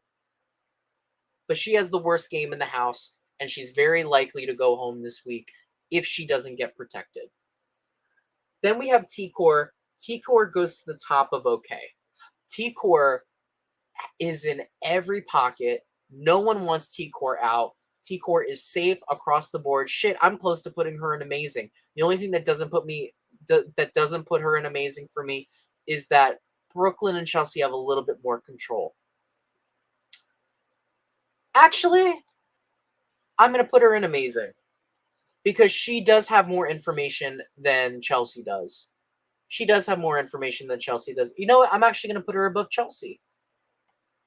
She does. She does. Yeah. Yeah. Yeah. I feel comfortable with that. T-Core is playing a really good game right now. The only thing with T-Core is that she doesn't have any strategic moves under her belt, but you know what? It's week 4. There really isn't anything for her to do right now.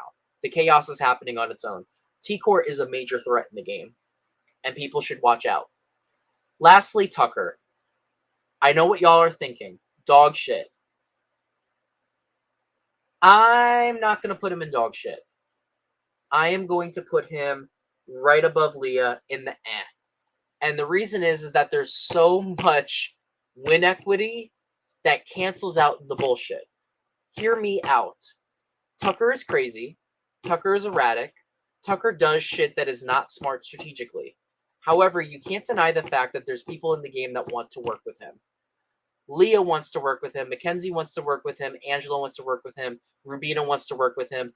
Joseph wants to have him as an option.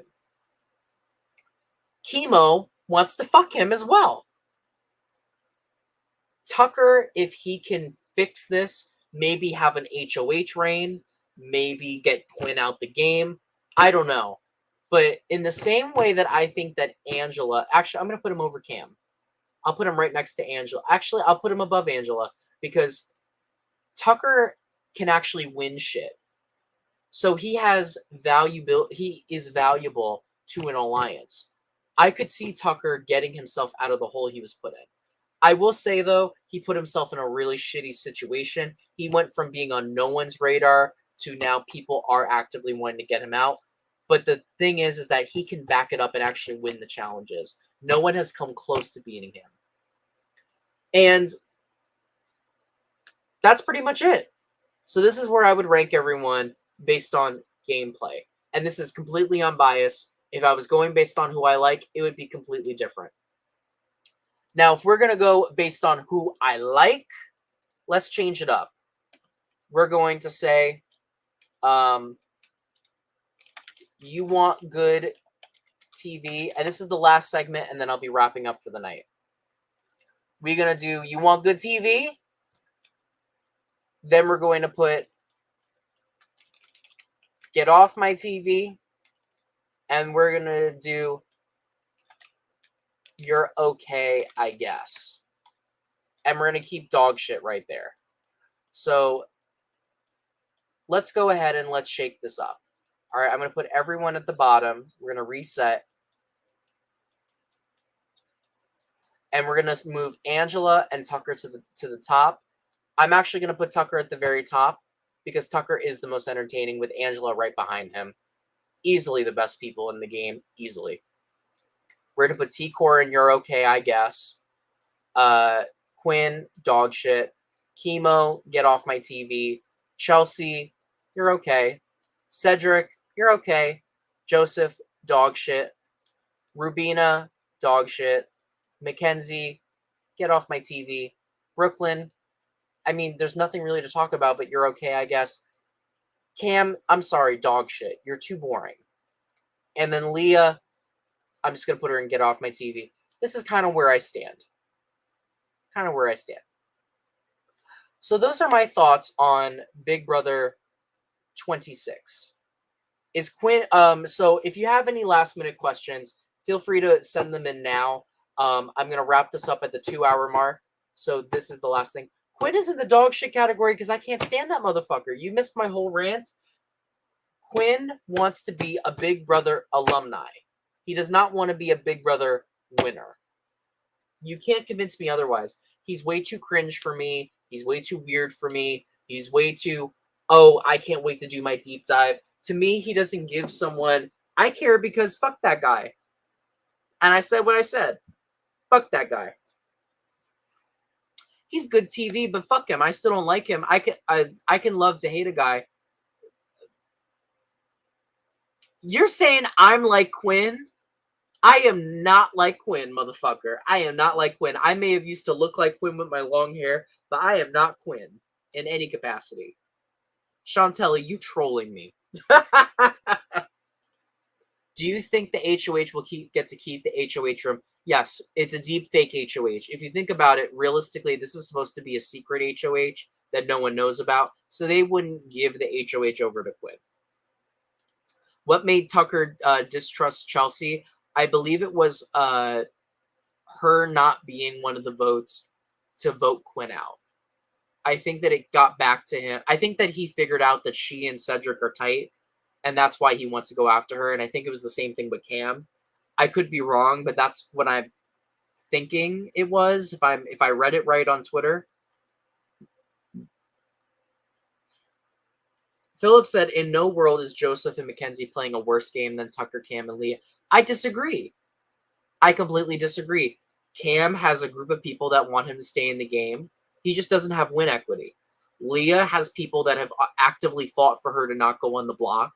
And then Tucker has win equity because he's been winning all the challenges, and there are still people that want to protect him.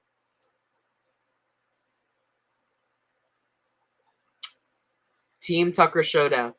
Team Quinn Team Showdown. You know what, Chantal? You're going to have to come on my next live, and then we'll have to debate it there. Boom, boom, boom. And that's just that. You really are saying I'm like Quinn. I am not like Quinn. I'm more like Tucker. All day, every day. You a Julie Chen fan? I was just saying this earlier. Yes, I am a Julie Chen fan. Okay, let me break this down.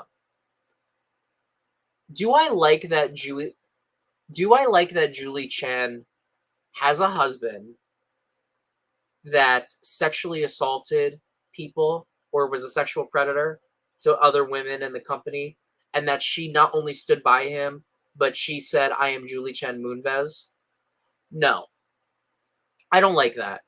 But at the same time, we don't know the full story. She has a son. She could be just staying with him because she wants to do it for her son. And quite frankly, I think the Christianity thing is a beard for how fucked up her life is.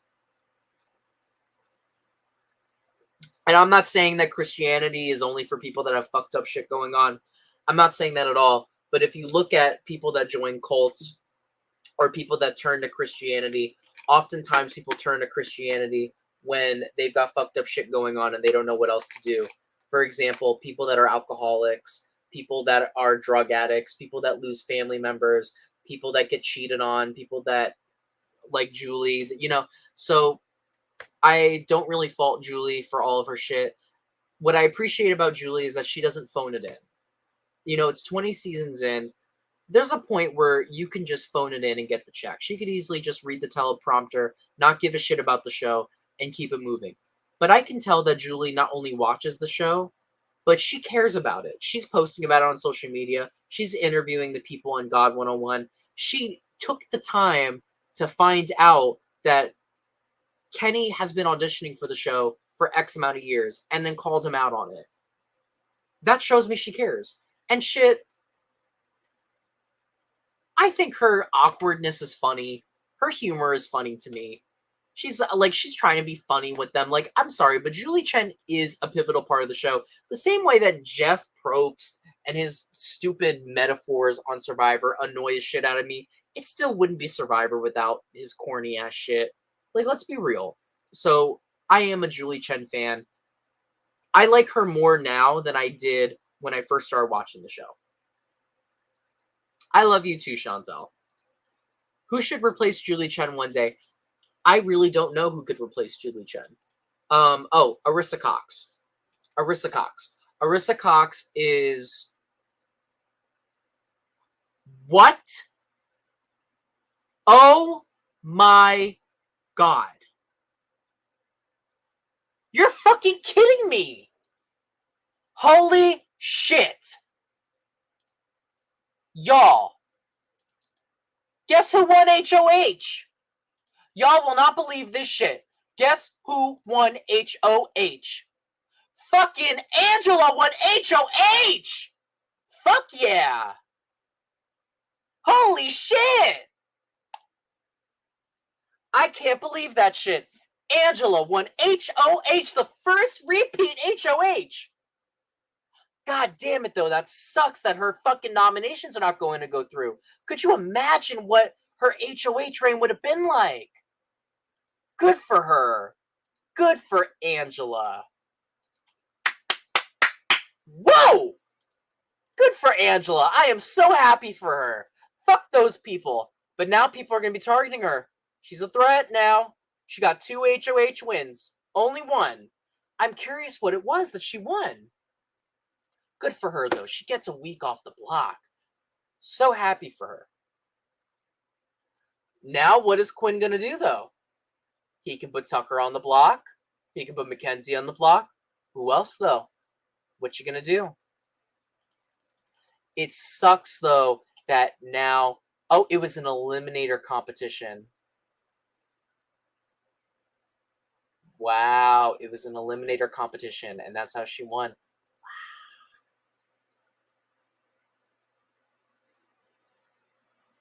Wow. Good for Angela. Well, I'm curious what's going to happen, y'all. Damn, I don't know what's going to happen, but everyone's pissed. Holy shit. I'm looking on Twitter right now. They are so mad. It just sucks, though. I wish that Angela could have had this HOH range for herself. Like, she basically just won immunity. That's all it was. I feel like if she could have had this HOH reign to herself, she could have made some moves and potentially fixed all of the problems with her first HOH. That sucks. But you know what? She's safe. They can't vote her out. But now they may come for her in future challenges. But this is why equitable competitions are so important in the game of Big Brother.